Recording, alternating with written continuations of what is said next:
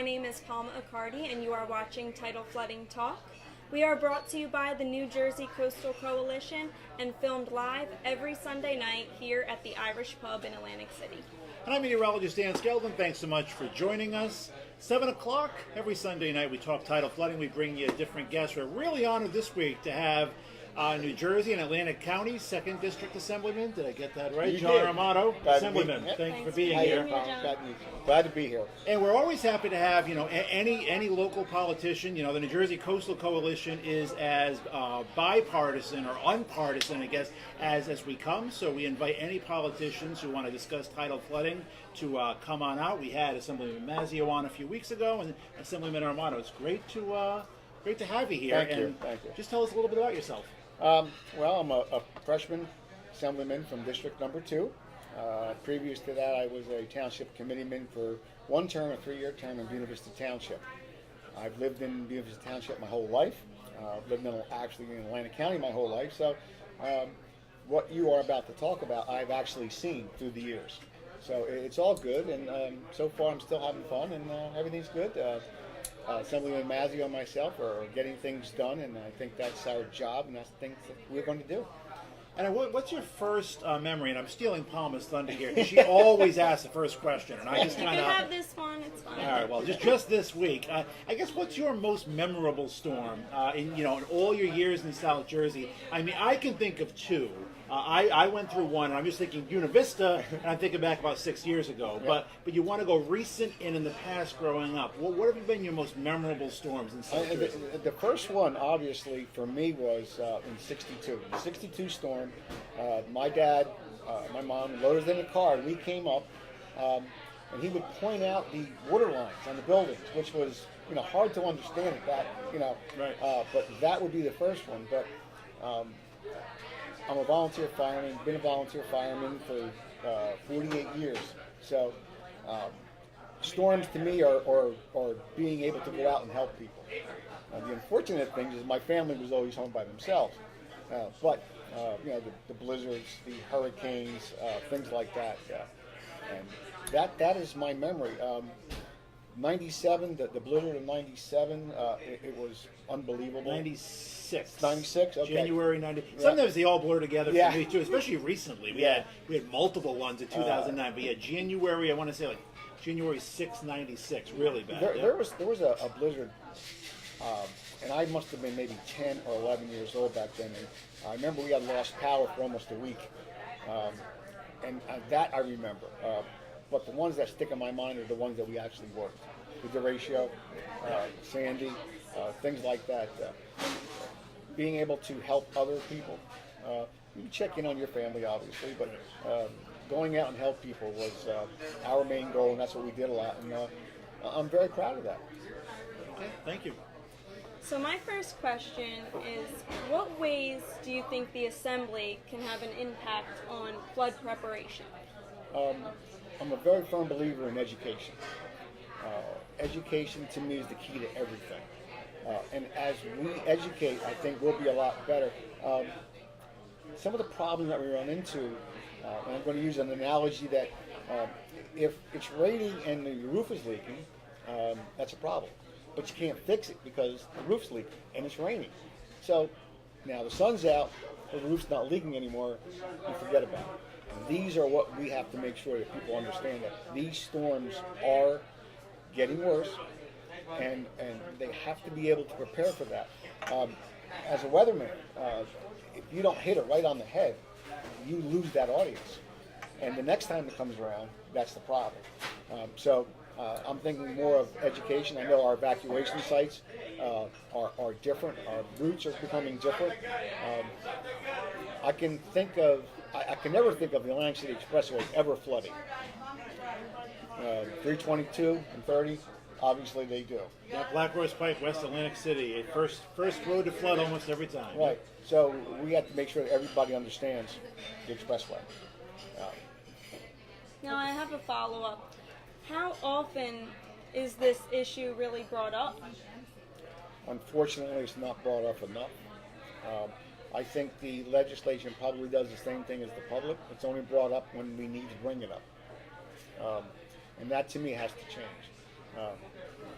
I'm sure it's different in every other district than it is in Atlantic County, as it is different in Cape May. So our job as legislators in District Number 2 is to prepare our people for that type of storm. So it's kind of you're in a unique position where you first represented a mainland community which didn't have to worry about tidal flooding. Right. Now you represent Atlantic County, which obviously does have to worry about tidal flooding. Is when you go up to Trenton, is it mostly the coastal assemblymen, no matter what party, that that bring up this issue? Yeah, and is there support from those assembly people who don't have to deal with it in their districts? I'm going to say that there is support for that. They understand what the value is of our shoreline. As it goes into New Jersey itself, the economics part of it. So I think they're very understanding of it. We just have to devise ways of making sure that everyone else is understanding that. We had talked a little bit about town hall meetings, things like that. Probably pre-hurricane season, pre-blizzard season, that would be a good time to bring that up. We all have to be aware of it, and we all have to be prepared for it. And a follow-up question to that. So you have support, sure, assembly people versus, let's say Sussex County assembly Right. people, which has, mountains but no ocean. Does it have support from both parties? Is it kind of a non? I mentioned, I think, to Assemblyman Mazzio when he was here. There's that famous picture, which of course Chris Christie got slack for when he came and welcomed Obama and shook his hand. Do you have that cooperation between parties on tidal flooding in the assembly? I think we do. Tidal flooding, blizzards, hurricanes, they don't care if you're a Republican or a Democrat. They affect you the same way as anybody else. And I think in that part, I think probably that is a great camaraderie, the fact that they are on board. We're on board to help people. I think that's our job as I, representative here, would help someone up from North Jersey. I think it is Democrat, Republican. I think they're all on the same page. Now, what ways do you think the state level and our local officials can come together in order to make our communities more coastal resilient? That's a good question. I don't know how you would become resilient to Mother Nature. Sometimes that's almost an impossible thing to do. I saw last year about the discrepancy with the dunes. Some people wanted them, some people don't want them. To me, your view of the ocean, as opposed to saving your house, I think would come into play. I think we all need to understand that this is going to be a problem in the future, and we all have to start either through dunes, replenishment of dunes, evacuation routes, things like that have to be able to withstand whatever Mother Nature is going to put against us. Now, we were talking off camera when you first came in. Getting stuff done in the New Jersey Assembly, is that easy? Is that challenging? Is it impossible? On the state level, in your first term, how do you find the Assembly, I guess, atmosphere, to use a word from my line of work? How is the atmosphere in Trenton? Well, coming from University Township, coming from a very, very small municipality, if we needed to get something done and we had the funds to do it, we did it. Fast forward to me going to Trenton for the first couple of times, we come up with these ideas. Our constituents, we need this or we need that, and it's difficult. I'll give you a little indication. I have a bill that would put a secondary label on opiates. It would identify it as an opiate, and it would say may cause addiction, may cause overdose. We came up with the idea. We sent it to Trenton. They researched it. Came back to us. We had some meetings with pharmaceutical people.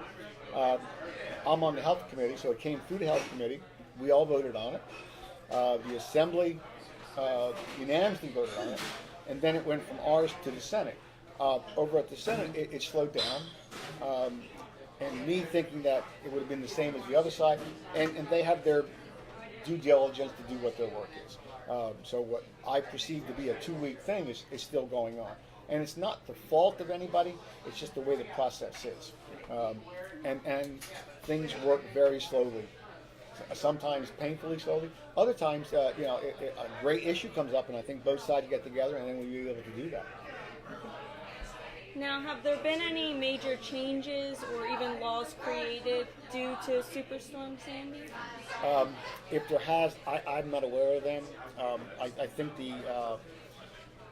obviously we saw the amount of fraud that come into contractors. We are addressing that. Those penalties should be severe. You're going to tackle a person who's down and out, and that's not what we do. That's what we shouldn't be able to do. We are addressing those things. Flood insurance, looking at, and I don't want to steal one of your questions, but looking at the form to do is complicated. It's extremely complicated. If as legislators we can do anything, would be to try to simplify those forms. Okay. So. Good point. Have you, since you became assemblyman, has you know, and you're out in a lot of events, and you're out like with your constituents from the Pinelands right down to the shore. Mm-hmm. I mean, how often is tidal flooding brought up? Not at all. Some. Because we haven't had any, major storms a little recently. And like you said earlier, when we have storms, it's really in the conversation. Palma and I make sure it's in the conversation every Sunday. But when the weather's nice and quiet and that, it may not be the first thing on people's minds. Is this something that your approach with? We when I was campaigning, went to different town hall meetings, and I think we were in Margate, and a question came up that the back bays were, if the Army Corps of Engineers would dredge the back bays, would that help the tidal flooding? Understand that I was coming from Univista, right. So it was almost impossible for you to answer that question. But I did look into it, and these are some of the things that we do. We have to rely on the Army Corps of Engineers and help them help us. Conversation comes up obviously more at the shore than it does inland. Right. Yeah, Hamilton, people may not be that concerned, but yeah, obviously any either Barrier Island or Back Bay community. And I guess, have you learned? Have you learned about the Back Bays? I mean, I guess being an assemblyman, Atlantic County is a huge district, and the problems that face Buena Vista are different than the problems that face, let's say, Brigantine. Right. I mean, it is a learning process and learning the different issues of your jurisdiction. It is, and we talked briefly about Brigantine. Obviously, they have a great way to get out. Yeah. I don't see anything would compromise that bridge, but it's still the only way out. Right. So, what would that be? How would that entail if, people tend to leave when they have to leave, not when they should leave, and then the clog of traffic up into there. And then when you come off of that bridge and you're going to go through the 30 area, is that going to be flooded? And that's some of the problems that we have to look at. I think evacuation routes have to be studied constantly. And I know the storms that I've seen now are getting worse. And there's more flooding, and I know when we have a major storm, Black Horse Pike closes, White Horse Pike closes, so technically the AC Expressway is the only way out of town. I mean, do you think it's worth studying? I know down in Sea Isle City, which is not your jurisdiction, but Sea Isle City, they're raising the whole boulevard, to make it more less prone to flooding during storms. Do you think, more evacuation routes or less flood-prone evacuation routes are something that's, worth spending money on? I do. I do think that. We can even look at the rail service from Atlantic City out. Is that prone to flooding? And I don't think it is. Well, there may not be rail service for a little while. So that's a whole other issue, though, for another talk show. But I know that's a hot button issue right now as well. Let's say we have rail service. You're right. Yeah, that could be an evacuation. The tracks there are high enough. When you go in and out, you're going to look at the marsh where it is. And I think the rail service could be another part. We need to make sure that everybody understands where to go and when to go. And sometimes I think that's your job, is to say, it's coming, and it's going to come. Now's the time. And that's one of the problems we talked about in the past, where we say it's coming, it's going to be bad, and people don't listen. That's one of our challenges as meteorologists and as talk show hosts to number one, get the word out, and number two, have people heed that advice. And sometimes that's a challenge. I think with today's technology, I believe that it's going to be easier for people to understand it's time to leave, as opposed to take the 62 storm. Right. You know, how is that going to get out there? The only way would be a radio station or a newspaper. Our technology today, I mean, you can almost figure out exactly when to leave. Yeah. I think getting the word out is because of technology very simple. It's having people heed that word. I think one of the problems when we talked about it on past shows is it's human nature to think that the next storm is going to be like the last storm. So with Irene, everyone left because we hadn't had a bad storm in a while. Nothing happened. Sandy came. Less people left because of the last one. And we got to realize that every storm is different. You know, derechos and blizzards and coastal storms and hurricanes. No two are alike. So, and I think you're right. And I can look at it from the perspective when those were given, when those evacuation orders were given. We, as University Township, we took people to our schools. We housed people, which became a whole other issue because, you know, medically speaking, elderly speaking. I know pets an issue too, right? Exactly. We have in University Township, we have what's called Cranberry Run development of 55 and older, and that tends to flood more than anything else in the township. Yep. And when we go to take those individuals out, they will not leave without their pets. Right. So what we did back then as a township, we said, look, here's the rule, buy a cage. If your animal's in a cage, you can take them. If your animal's not in a cage. So basically we said, look, we understand what you want, here's what you have to do. So, and that's what past storms have taught us too, right? Because we didn't have a pet contingency, and I'm an owner of 2 dogs. I want to go anywhere with my pets. But now, whether it's cages or actually pet trailers, which I know some places have, you know, I think each storm teaches us something. So, you know, with going back to technology again, when the storm passes, I think the drone technology now could give you almost an instant shot of where you'll be able to go, where you won't be able to go. I think that technology has to be inputted into your job, into our job, so the local authority can say, look, this is what's happening. This is where it's at. And we have that technology. absolutely. And of course, every household should have their own plan, have an emergency kit, which we had a show about too, Right. An evacuation route, plan for their pets, their seniors and their family. They're all very important. The ratio came through. We had several residents who were on oxygen. We had to make sure that they had electric. We had to make sure that if they didn't have it, we had to get it to them. We were out 6 days with the ratio.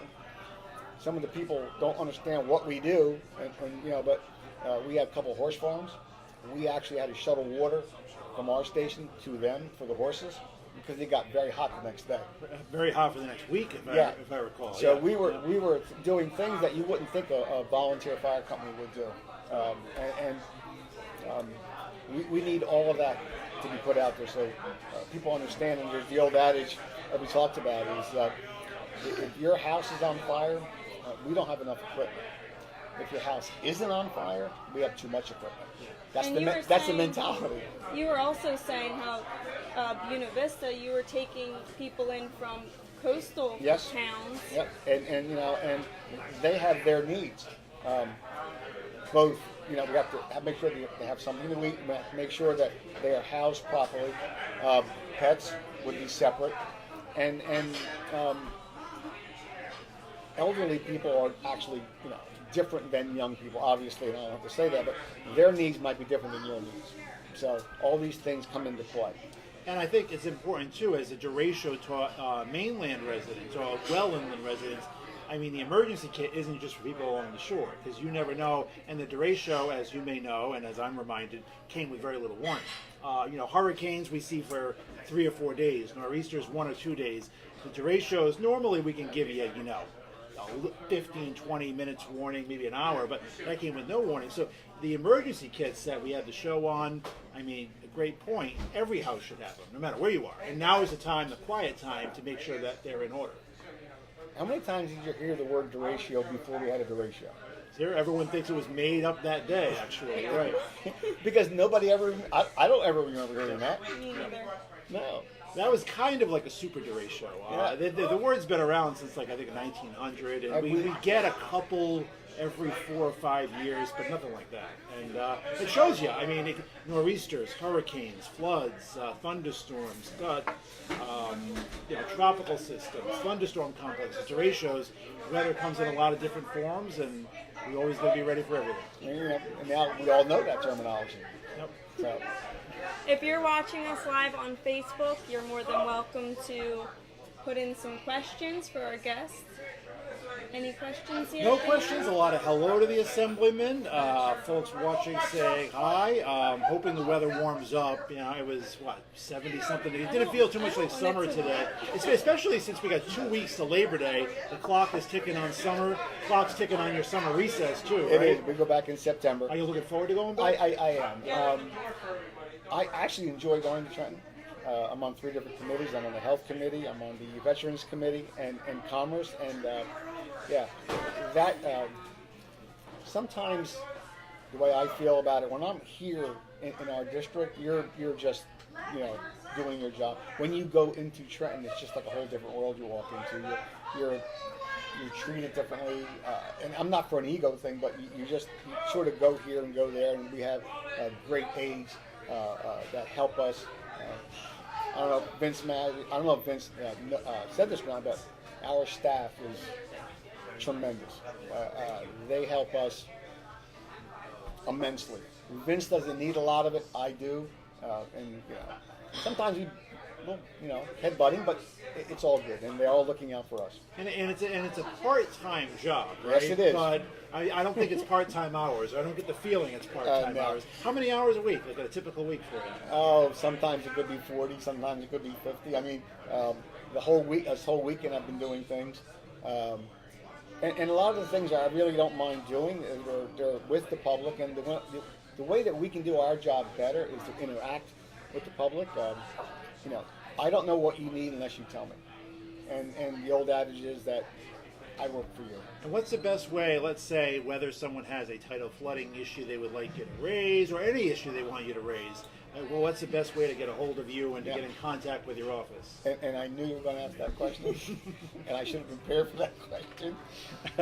But our phone number is 609-383-1388.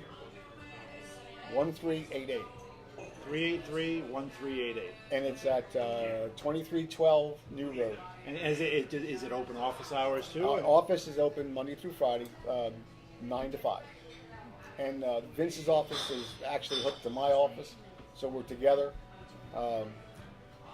Whatever someone needs of us, I would love to accommodate. We go to a lot of different places where we speak. I enjoy that the most. I like to be with our people that have voted for us, hasn't voted for us, to help. I think that's one great thing I've noticed. I've lived in Vermont, Michigan, New York, Rhode Island, Massachusetts, all over the Northeast.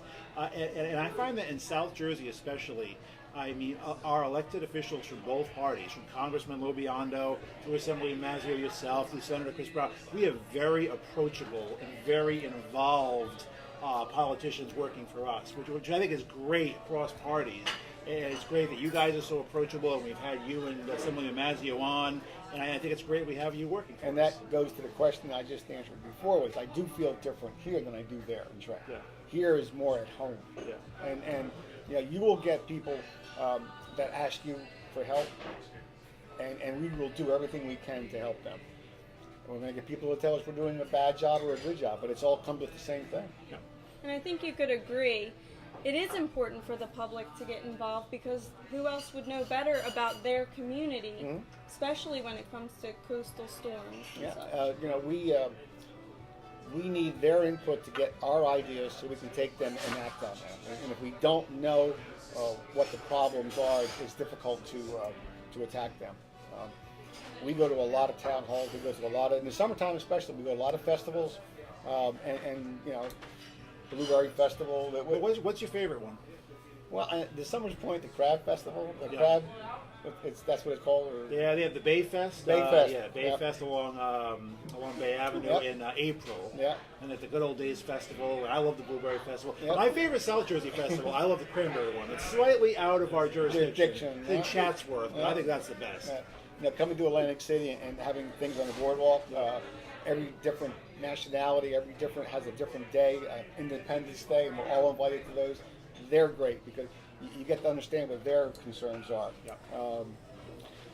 We had some people from Bangladesh. We had a festival at Bader Field. Yeah, every year they have that. Yeah. That's the way that those individuals dress and their culture is fascinating. Yeah, I've been to a couple of those. A lot of fun. Yes, absolutely. Yep. On the other side of the coin, too, we do things that, in remembrance, the disease of addiction is riddling Atlantic County, and those events that we go to raise awareness, they're a little bit harder to go to. The atmosphere obviously is completely different, but once again, we are there to help. Right. We get multiple calls during the week to help our residents place people or find out what they could do, what they can't do, and I'm 100% in for that, and I will do what I absolutely have to do to get them help. The New Jersey Coastal Coalition would love to thank you for being here this evening with, of course, the Irish Pub t-shirt. Thank you. Thank you. Anything else you want to add that we didn't discuss? I think we just about did it all. Oh, you were well spoken, and I mean very informative, and I appreciate everything you said. And I'm glad to be here. Whenever you want us to come back. Okay. Thank you, John. You've been great. Thank you. All right, and thanks Justin Thomas, Susan DeRoss, John Adams, a few quick shout-outs, Margie Garrity, let's see, Laura DiCamillo, Kristen Kaiser, Steve Michaels, nice to have you guys on tonight, Julie Schutz, Virginia Godinsky, Margaret Fell just chiming in too. Hi to you guys, appreciate all the comments and the positive thoughts. Every Sunday, 7 p.m. Irish Pub. You could follow us on Facebook, Instagram, YouTube, and we do have a website, njcoastalcoalition.com. All right, thanks for joining. We'll see you next Sunday, 7 p.m. Thank you. Good night. Thank you.